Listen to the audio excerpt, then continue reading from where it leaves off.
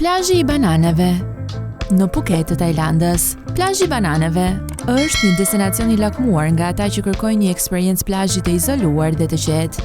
Ndryshe nga plazhet plot zhurmë të Patong, Banana Beach ofron një atmosferë të jetë relaksuese.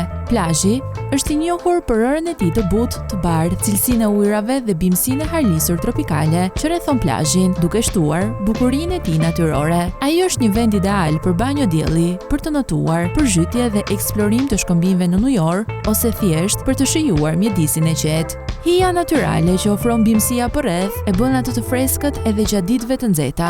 Koha më e mirë për ta vizituar është sezoni i thatë, nga nëntori deri në prill, periudhë kur zona ofron kushtet më të mira klimaterike. Lehtësitë dhe shërbimet janë të kufizuara. Prandaj, këshillohet që ushqimin ta merrni me vete, gjithashtu dhe pijet apo kremrat kundër diellit.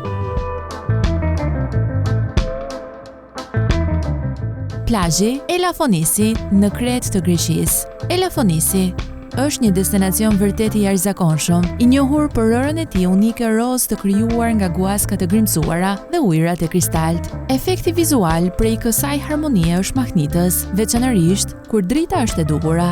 Një lagunë e cekët ndan kontinentin nga ishulli i vogël Elafonisi, duke bërë atë ideale kryesisht për familjet me fëmijë. Uji është i qetë dhe i cekët, i përsosur për të ecur dhe për të luajtur. Ishulli është një zonë e mbrojtur dhe shtëpi e disa bimëve të rralla dhe kafshëve të egra, duke përfshirë breshkat e detit.